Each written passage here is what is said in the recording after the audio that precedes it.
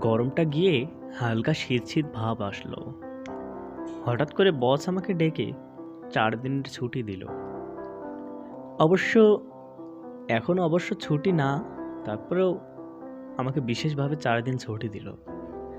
অফিসের সকল কাজগুলো সবার থেকে বেশি আমার সাথে হয়ে থাকে এবং সকল প্রবলেমগুলো আমি সলভ করি। হয়তো এই কারণে বস আমাকে খুশি হয়ে 4 দিন ছুটি দিয়েছে। রুমে বসে বসে চা খেতে খেতে ভাবছিলাম, আজকে তো ছুটির প্রথম দিন, কি করব। হঠাৎ করে আমার বন্ধু রবিনের কথা মনে পড়ল। রবিনের বাড়ি আজিমপুর থেকে কয়েক কিলোমিটার গেলেই রবিনের বাড়ি। তো চিন্তা করলাম রবিনের বাড়ি যাই। অবশ্য রবিনদের ওখানে মোবাইলে তেমন একটা যোগাযোগ নেই, ওই আগের যুগের চিঠি আদান প্রদানই চলে। 4 বছর হলো শহরে চাকরিতে এসেছি, কিন্তু রবিনের সাথে কোনো যোগাযোগ নেই। গেল বছরখানেক আগে রবিন একটা চিঠি দিয়েছিল তার বাড়িতে বেড়াতে যাওয়ার জন্য, কিন্তু এই যে অফিসের এত কাজ, আর চাকরিতে চলে আসলে কত কাজই না হয়, কাজের ফাঁকে রবিনের বাড়িটাতেও যাওয়া হয়নি। তাই এই 4 দিন ছুটিতে ভাবলাম রবিনের বাড়িতেই যাই। অবশ্য যোগাযোগের কোনো মাধ্যম না থাকলেও আমি তার বাড়িটা চিনি। তাই আর দেরি না করে বেরিয়ে পড়লাম স্টেশনের দিকে। বিকাল 4টা বাজে। রাতের ভিতরে গেলেই আমি রাত 12টার ভিতরে তার বাড়িতে পৌঁছে যাব। তাই বলে আমি বেশি ভাবনা চিন্তা না করে স্টেশনের দিকে হাঁটতে লাগলাম। স্টেশনে গিয়ে টিকিট মাস্টারকে জিজ্ঞেস করলাম, ভাইয়া আজিমপুরে একটা টিকিট দেন তো। স্টেশন মাস্টার আমার দিকে তাকিয়ে হঠাৎ করে বলে উঠল, এত রাতে আজিমপুরে যাবেন? এটা তো রাতের গাড়ি। আমি অবশ্য কিছু না ভেবে বললাম, হ্যাঁ আমার তো বুঝতে পারছি এটা রাতের গাড়ি, তো আমাকে একটা আজিমপুরের টিকিট দেন। তখন স্টেশন মাস্টার আমাকে বলল, আপনার কি মাথা টাথা খারাপ হয়ে গেছে নাকি? এটা তো রাতের গাড়ি বলছি না, আপনি রাতের গাড়িতে আজিমপুরে নামবেন? ভালো করে ভেবে বলুন। আমি বললাম, আচ্ছা এই ট্রেনটা কি আজিমপুরে দাঁড়াবে না? তখন স্টেশন মাস্টার আমাকে বলল, হ্যাঁ দাঁড়াবে, কিন্তু আপনি আজিমপুরে রাতে নামবেন কেন? আসলে আমিও অত কিছু না ভেবে স্টেশন মাস্টারকে বললাম, আপনাকে তো ভাবতে হবে না, আমাকে একটি টিকিট দিন। তখন আমাকে স্টেশন মাস্টার একটি টিকিট দিল। টিকিটটা নিয়ে আমি সবে স্টেশনের দিকে দাঁড়ালাম। সন্ধ্যা 6টার সময় আমার ট্রেন আসবে। দাঁড়াতে দাঁড়াতে ঘড়ির কাঁটা 6টা বাজতেই ট্রেন চলে আসলো। আমি ওদিক ওদিক না ভেবে তাড়াতাড়ি ট্রেনে উঠে পড়লাম। প্রতিটা স্টেশনের ট্রেন মাত্র 2 মিনিট করে দাঁড়ায়।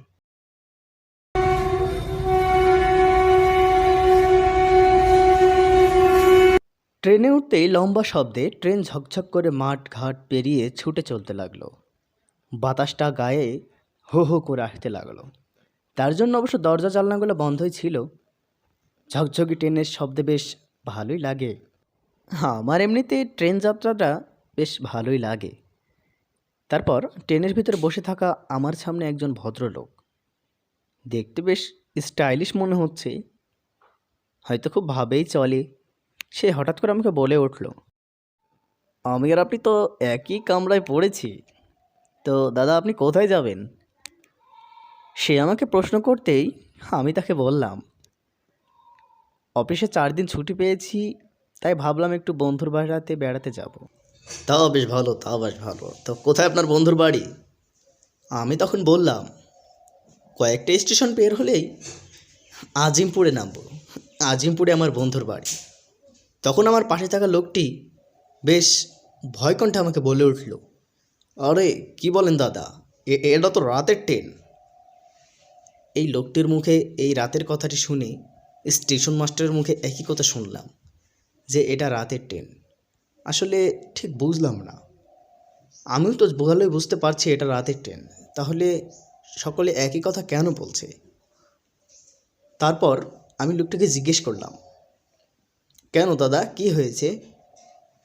আরে দাদা এটা তো রাতের ট্রেন, আপনি রাতে নামবেন আজিমপুরে? আমি তখন বললাম, হ্যাঁ রাতেই নামবো। আরে না দাদা, আপনি জানেন না কিছু। আপনি রাতে নামেন নাই ট্রেন থেকে। আপনার না নামাটাই বেশি ভালো। আমি তখন আরও গভীর ভাবনায় পড়ে গেলাম। তারপর লোকটিকে বললাম, আচ্ছা দাদা, ওখানে রাতে কী এমন সমস্যা যে সকলেই খালি রাতের কথা বলছে? তখন লোকটি কিছু না বুঝতে দেওয়ার মতন করে বলল, আরে না না, তেমন কিছু না, তেমন কিছু না। ও সব কথা বাদ দেন। তারপর বলেন, কি করা হয় ঢাকাতে? আমি ঢাকাতে প্রাইভেট একটা কোম্পানিতে থাকি। এই 4 বছর হলো ঢাকায় এসেছি। এমন করে গল্প করতে করতে অবশেষে আমি আজিমপুর স্টেশনে পৌঁছে আসলাম। লোকটির সাথে কথা বলেও বেশ ভালো লাগলো। এখন আমি আজিমপুরের নামার পালা। আচ্ছা ঠিক আছে ভাইয়া, ভালো থাকেন। আপনার সাথে দেখা হয়ে বেশ ভালোই লাগলো। আমাকে নামিয়ে ট্রেনটি খুব ঝকঝকের সাথেই চলে গেল। অবশ্য স্টেশনে নামিয়ে একটু ভাবলাম যে কী এমন হচ্ছে স্টেশনে। সবাই শুধু ভয় দেখাতে লাগলো। সব কিছু তো ঠিকই আছে। সামনের দিকে একটু এগিয়ে যেতে লাগলাম। সামনে একটু এগিয়ে গেলেই পুরোনো দিনের গরুর গাড়ি বা কোনো ভ্যান রিক্সা পেয়ে যাব। ঝুমঝুমে পরিবেশটার চারিদিকটা প্রায় অন্ধকার হয়ে উঠেছে। অন্ধকারে চাঁদের আলো টিমটিম করে পেয়েছে। তখন বাজে রাত 10টা। রাত 10টা মানে অনেক। কেমন যেন একটা গা ছমছম ভাব। তারপরেও আমি এদিক ওদিক না ভাবে হাঁটতে থাকলাম, কারণ আর কিছু গেলে হয়তো একটা রিক্সা পেয়ে যাব। চারিদিকে কেমন যেন একটা শব্দ আসছে। অবশ্য আমি এগুলো বিশ্বাস করি না, তারপরে একটু ভয় ভয় লাগে রাতের বেলা যেহেতু। দূরেই দেখা হলো একটা গরুর গাড়ি নিয়ে একটি লোকই দাঁড়িয়ে আছে, আর কেউ নেই। লোকটিকে ইশারা করে ডাকলাম। লোকটি আমাকে দেখে আমার দিকে ছুটে এলো। তারপর সেই লোকটি এসে আমাকে বলল, কি বলছেন সাহেব, এত রাতে কোথায় যাবেন? একটি মাত্র গাড়ি আছে, স্টেশনের পাশে আর কোনো গাড়ি নেই। লোকটির কথা শুনে কিছুক্ষণ পরে আমি বললাম, আচ্ছা এই স্টেশনে সবাই আমাকে রাতে নামতে মানা করছিল কেন? লোকটি আমার কথা শুনে বেশ চুপ করে বলল, না না সাহেব, ও কিছু না। যারা বলেছে তারা আপনাকে ভয় দেখানোর জন্য বলেছে। এখানে তো সারা রাত্রি গাড়ি চলে, আর তারপরেও আজকে হয়তো সবাই নেই, আমি একাই দাঁড়িয়ে আছি। তাই বলে সেই গরুর গাড়িওয়ালাটি আমাকে বুঝিয়ে দিল। আমি অবশ্য একটা জিনিস খেয়াল করলাম, স্টেশন সব কিছু জ্বললেও কোনো মানুষকে দেখতে পাইনি। হঠাৎ যেন এই গরুর গাড়িওয়ালাটি আমার সামনে হাজির হয়ে গেল। তারপর আমি তেমন কিছু না ভেবেই গাড়িওয়ালাটিকে বললাম, আমি ওই দূরে ওই জমিদার বাড়ির পাশ দিয়ে গিয়ে 3 রাস্তা যে মোড়টা আছে মোড়টার কাছে নামবো। আমি আমার বন্ধু রবিনের বাড়ি যাব। আমি শহর থেকে এসেছি। তখন গরুর গাড়িওয়ালাটি আমাকে বলে উঠল, আপনি রবিন বাবুর বাড়িতে যাবেন তো আগে বলবেন না? ও আমারই এক চাচাতো ভাইয়ের ছেলে, সম্পর্কে ভাই বলি, আপনিও আমাকে ভাই বলতে পারেন। তারপর গরুর গাড়িওয়ালাটির কথা শুনে আমার মনে একটু আশ্বাস জাগলো, হয়তো একটি পরিচিত লোক পেয়েছি। তারপর আমি বললাম তাকে, কোথায় আপনার গাড়িটি? চলুন তাহলে যাওয়া যাক।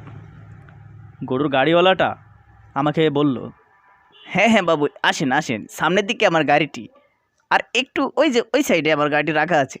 চলুন, আসেন আসেন আসেন, আমার সাথে আসেন। তারপর আমি এদিক ওদিক না দেখে বা কিছু না ভেবে আমি চলে গেলাম তার গাড়িটির দিকে। যেহেতু পরিচিত একজন লোক পেয়েছি, আর এই রাতে আর তো কোনো তেমন গাড়ি নেই, তার সাথে ভাড়াটারাও মেটানো হলো না। অবশ্য যাই, তার গাড়িতে যে বসি, গন্তব্যে পৌঁছানো হোক, তারপর 250 টাকা বেশি নাই কম, যাই হোক একটা কিছু তো নেবে। আমাকে নিয়ে এই হাওয়ার গতিতে ছুটে চলছে গরুর গাড়ি। এত জোরে গরুর গাড়ি যাতে দেখিনি কখন। সব কিছুই ঠিকঠাক ছিল, হঠাৎ করে একটা জোরে ঝাটকানে খেয়ে গরুর গাড়িটিও মিলিয়ে গেল, আর আমি পড়ে গেলাম এক জায়গায়। চোখ খুলে দেখলাম, আজ তো একটা ডাইনি বড় বড় দাঁত বের করে আমার দিকে তাকিয়ে হাসছে। আমি একদম হাত পা কিছুই নড়াতে পারছি না।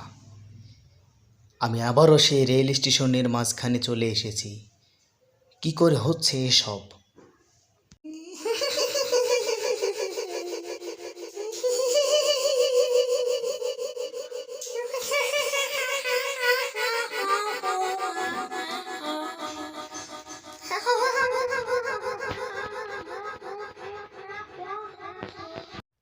তারপর আমার সাথে কি হলো আর কিছুই মনে নেই। অন্ধকারে চোখটা বুজে গেল। এরপর চোখ মিলে দেখি আমি রবিনের ঘরে। কি হলো এসব আমার সাথে, আমি কিছুই বুঝে উঠতে পারছি না। তখন আমি রবিনকে সব কথাগুলো খুলে বললাম। তখন রবিন আমাকে বলল,